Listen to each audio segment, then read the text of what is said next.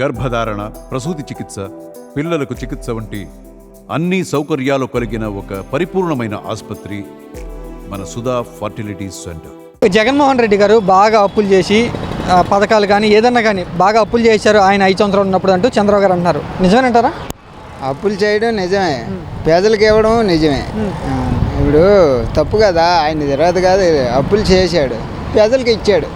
పేదలకు మట్టుగా ఇవ్వలేదు అంటలే లేదు, ప్రతి ఒక్కరికి కూడా పేద రోద అందరికీ ఇచ్చాడు. అప్పు చేయకుండా మరి ఎక్కడ రాష్ట్రం ఆదాయం లేదు, ఆదాయం లేనాడు వాగ్దానం చేశారు, మరి ఈయన అప్పు చేయకుండా ఇస్తాడా? ఈయన మొన్నట ఆయన 250 పెంచుకొని వెళ్తే ఈయన టపక్కన 1000 రూపాయలు పెంచాడు. రేపు పెద్దలందరూ మళ్ళీ తిరుగుబాటు అయిపోతారు, టపక్కన మొన్న 7000 రూపాయలు ఇచ్చాడు. ఊళ్ళైనా అప్పులు చేయవలసింది. అయితే ఇద్దరు వంతులాడిపోయి రాష్ట్రాన్ని వెనక్కి తీసుకెళ్తారు. ప్రజలు సోమరితనం చేస్తారు, పథకాలు అనేది వేస్ట్, శ్రీలంకలా జీరో అయిపోద్ది. అంతకుముందు జగన్ ఇచ్చినప్పుడు తీసుకున్నారు, మరి ఇప్పుడు చంద్రబాబు ఇవ్వడంటే అంటే ఇవ్వకపోతే కనుక విమర్శిస్తారుగా, తిడతారుగా. తిడతారు, మళ్ళీ ఈ పరిస్థితి వస్తుంది. ఆయన దగ్గరలోని జగన్ మళ్ళీ అటు ఇటు వేస్తాడు, ఆయన ఊరుకోడు, ఎక్స్ట్రా పథకాలు పెడతాడు. ఇవ్వలేదు అనుకో, ఇప్పుడు చంద్రబాబు నాయుడు మంచివాడని ఏసీ లేదు. చంద్రబాబు నాయుడు 4000 పెన్షను, 1500 ఆడవాళ్ళకి అమ్మఒడి అందరూ ఇస్తాను, 3 గ్యాస్ బండ్లు, మొత్తం ఇవన్నీ వేస్తానంటేనే పెదలేదు. పెదలకి రాష్ట్రం ఏటి అవుతుంది, రాష్ట్రం ఏటి వెళ్తుంది వాళ్ళకి అనవసరం. ఓళ్ళు ఏటి చేస్తారు, ఓళ్ళు ఏటి ఎత్తారు, నువ్వేటి ఎత్తావని చూస్తూ ఉంటారు. అదే వాస్తవం. జగన్ గారు కానీ వైసీపీ పార్టీ వాళ్ళు కానీ మేము అంతగా అప్పులు చేయలే, చేసిన అప్పులు కూడా పరిమితులు లోబడే అలాగే మేము జనాలు పంచామని అంటున్నారు. మరి వాళ్ళు ఏమంటున్నారంటే అప్పులు చేసి దోచేసుకున్నారంటూ విమర్శిస్తున్నారు. ఏది నమ్మాలంటావు, ఏది వాస్తవం అంటావు? అప్పులు చేసడము ఖాయమే. ఇప్పుడు దోసేసుకున్నారంటే ఎంతవరకు వాస్తవం అనేది అది వాళ్ళు ఎన్ని లక్షలు అప్పులు చేశారు, ఎన్ని లక్షలు ఖర్చు పెట్టారు, అది వాళ్ళు ఎన్ని లక్షలు చేశారు, పెదలకు ఎన్ని లక్షలు ఇచ్చారు, ఇవ్వడం అయితే వాస్తవం. వాళ్ళు ఎంత అమ్మఒడి అనుకో, కాపు నేస్తం అనుకో, వైఎస్ఆర్ ఆసరా అనుకో, రైతు భరోసా అనుకో అన్నీ ఇచ్చారు. అది బట్టుగా ఆయన చేసింది చేశాడు. రాజశేఖర రెడ్డి చేశాడు, జగన్ వచ్చి చేశాడు. జగన్ ఏడు చేశాడని మరి అప్పులు చేశాడు, రాజధాని కట్టలేదు, పోలవరం కట్టలేదు. ఆయన రోడ్లు రాజధాని పోలవరం మీద ఉంటే లక్ష్యం ఆయనే, అది ఆయన కొట్టలేకపోదు. పూర్తిగా వ్యతిరేకం అయిపోయాడు ప్రజలకి. ఎందుకు వ్యతిరేకము? ఆయన 60 మందితో ఉన్నాడు, అప్పుడు కడతాను అన్నాడు.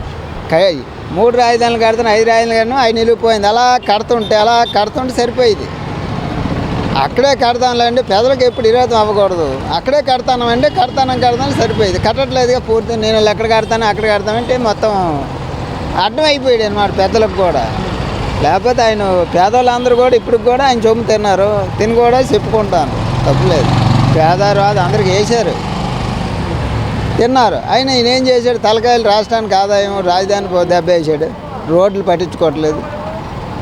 తర్వాత ఏమో వేస్తాను డబ్బులు రైతు నాకు 1,00,000 రూపాయలు వేసాడు, నాకు రాలేదు, నాకు వచ్చాయి. ప్రస్తుతం అప్పుల్లో ఉన్నాం, కొంచెం ఆదాయం రావాలంటే టైం పట్టింది, అర్థం చేసుకోవాలి ప్రజలంటూ కూడా చంద్రబాబు గారు చెప్తున్నమాట.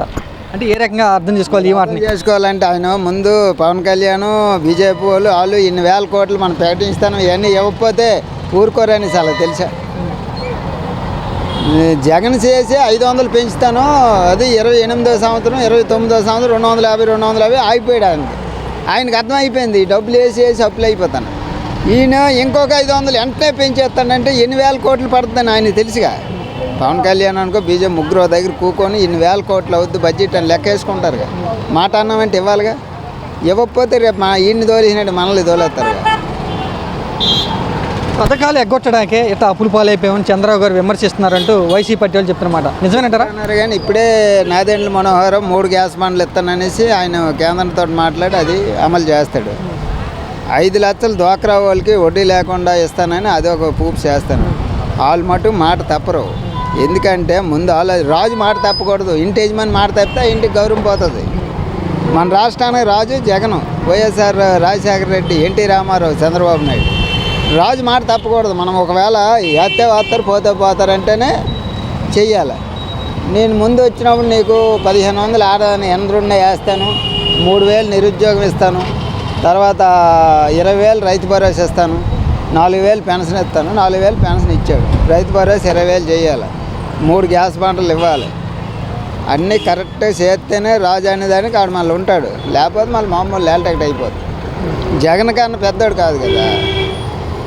జగన్ ఏంటంటే ఇన్ని డబ్బులు వేసాను నాకు ఏమైనా ఒక 70 వరకైనా వస్తాయని ఆయన ఆశ. పేదలకి ఏంటంటే ఈ 4,000 చంద్రబాబు ఇచ్చాడా 6,000 జగన్ ఇస్తానంటే అటు చేసేస్తారండి. ఆశాజీవి నేను 500 ఇస్తానండి నువ్వు 600 ఇస్తానంటే అటు వెళ్ళిపోతారు.